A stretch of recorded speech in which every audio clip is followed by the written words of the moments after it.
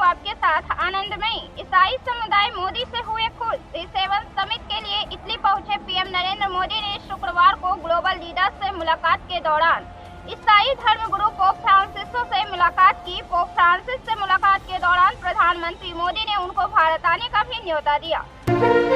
भाजपा और आरएसएस में कोई मतभेद नहीं। राष्ट्रीय स्वयंसेवक संघ ने साफ किया है कि लोकसभा चुनाव एवं अन्य किसी मुद्दे पर उसके और भाजपा के बीच कोई मतभेद नहीं है। संघ प्रमुख मोहन भागवत ने नागपुर में शरण के तृतीय वर्ष के शिक्षा वर्ग के समापन पर स्वयंसेवक को सेवा कार्य में अहंकार करने का आह्वान किया था, न कि किसी दल या राजनेता के लिए। इसके साथ ही संघ ने अपने वरिष्ठ प्रचारक इंद्रेश कुमार के बयान को भी निजी करार दिया है। हालांकि संघ ने माना है कि इस बार के चुनाव में कटुता बढ़ी है। ननद से हार गई भाभी। महाराष्ट्र के डिप्टी सीएम अजित पवार की पत्नी राज्यसभा का चुनाव लड़ रही हैं। उनके निर्विरोध चुने जाने की संभावना है। इस बीच उन्होंने कहा कि अगर केंद्र सरकार में मंत्री पद का कोई भी ऑफर मिलता है तो उन्हें स्वीकार करने में खुशी होगी। उन्होंने कहा कि उनकी पार्टी एनसीपी पुणे जिले की बारामती लोकसभा सीट पर अपनी हार का आत्मनिरीक्षण कर रही है और विश्लेषण के बाद इसमें सुधार की दिशा में पार्टी कदम उठाएगी।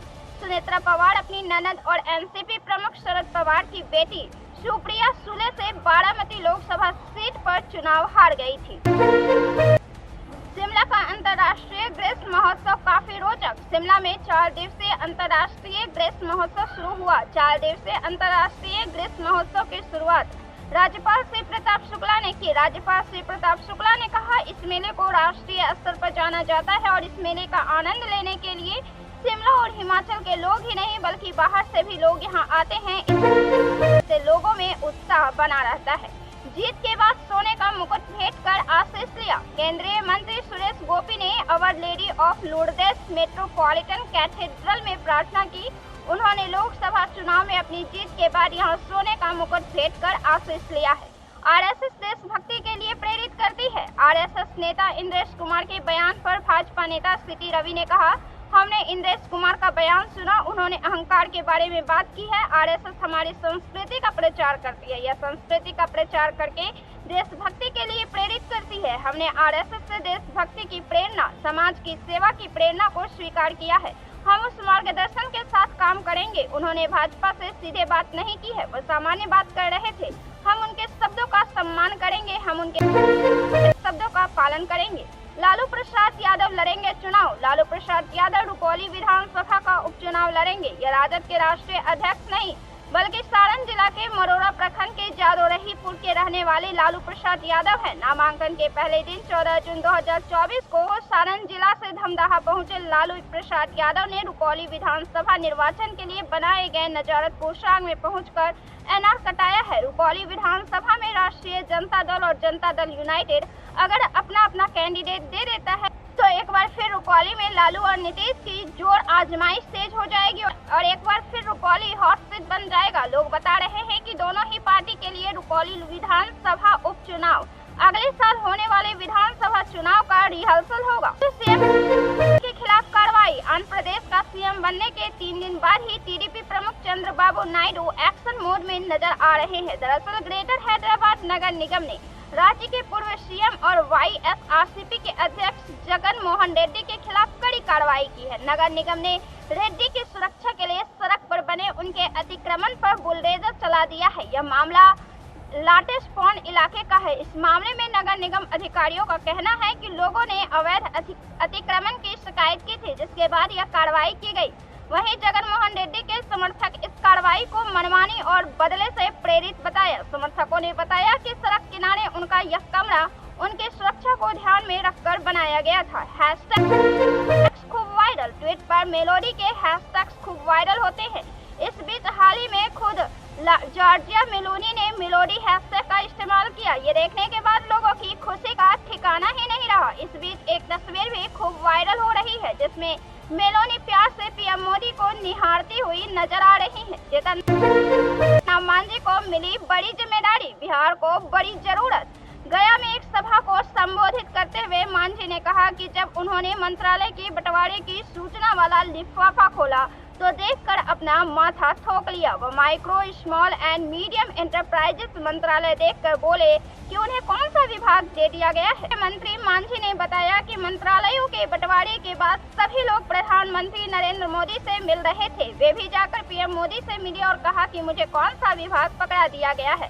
फिर प्रधानमंत्री ने उन्हें बताया कि मैंने अपनी कल्पना का विभाग आपको दिया है, यह मेरा सपना है, इस सपने को पूरा करने की जिम्मेदारी आप पर है। मांझी ने सभा में कहा कि जिस विभाग के वह मंत्री बने हैं उसमें छोटे उद्योगों में रोजगार के अवसर मिलेंगे।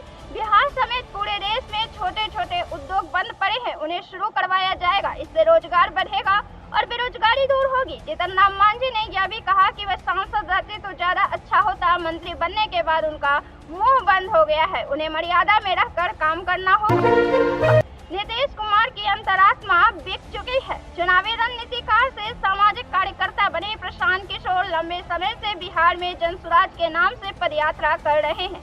उन्होंने अपनी पदयात्रा के दौरान भागलपुर में एक जनसभा को संबोधित किया। इस दौरान उन्होंने कहा कि नीतीश कुमार ने सत्ता में अपनी निरंतरता बनाए रखने के लिए प्रधानमंत्री के पैर छुए हैं। प्रशांत किशोर ने दावा किया कि वह नीतीश कुमार की आलोचना इसलिए कर रहे हैं क्योंकि आज वह जिस नीतीश कुमार की बात कर रहे हैं उनकी अंतरात्मा बिक चुकी है। वे नीतीश कुमार के साथ काम करते थे, उस समय नीतीश कुमार एक अलग ही व्यक्ति थे।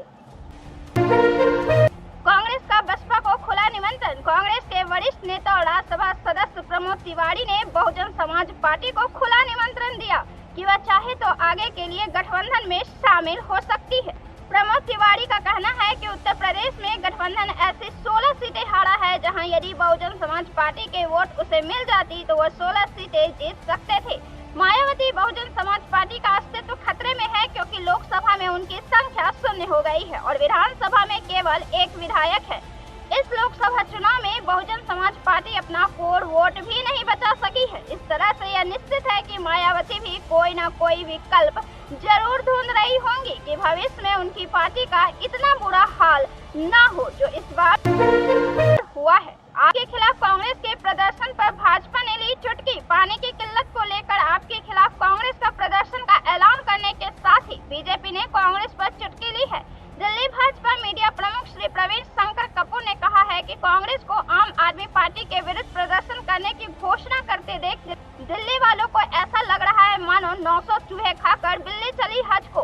प्रवीण शंकर कपूर ने कहा है कि दिल्ली वाले हैरान हैं कि जो कांग्रेस अभी 10 दिन पहले आम आदमी पार्टी से जय एवं वीरू जैसी दोस्ती का दम भर रही थी, आज उसी आम आदमी पार्टी में भ्रष्टाचार नजर आ रहा है। बीजेपी ने कहा है कि कांग्रेस नेता जब जितना मर्जी आम आदमी पार्टी का विरोध का नाटक कर ले, पर अब दिल्ली एवं देश की जनता जिस तरह आपके भ्रष्टाचार के पापों को माफ नहीं करेगी, उसी तरह कांग्रेस नेताओं की मौका परिस्थिति को भी माफ नहीं करेगी। शिवसेना सुप्रीमो उद्धव ठाकरे ने कहा कि सिर्फ भाजपा ने 400 का नारा दिया था, तुम्हारे अच्छे दिन में क्या हुआ, मोदी की प्रतिज्ञा क्या हुई। देवेंद्र फडणवीस ने कहा कि हमारी सरकार 3 पहिए की तरह है और केंद्र की भाजपा सरकार भी। उन्होंने कहा कि यह लोकतंत्र और संविधान की रक्षा की लड़ाई थी।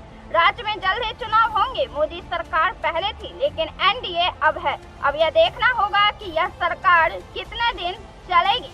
आपको क्या लगता है, भाजपा नीतीश कुमार और चंद्रबाबू नायडू का यह गठबंधन से बना सरकार अपना कार्यकाल पूरा करेगा या बीच में टूट जाएगा? अपना जवाब हमारे साथ जरूर साझा करें। वीडियो को लाइक करें, शेयर करें और चैनल को सब्सक्राइब जरूर से कर लें। फिर हम मिलते हैं राजनीतिक गलियारों की बड़ी घमासान के अगले वीडियो में। तब तक के लिए मुझे दीजिए इजाजत। धन्यवाद।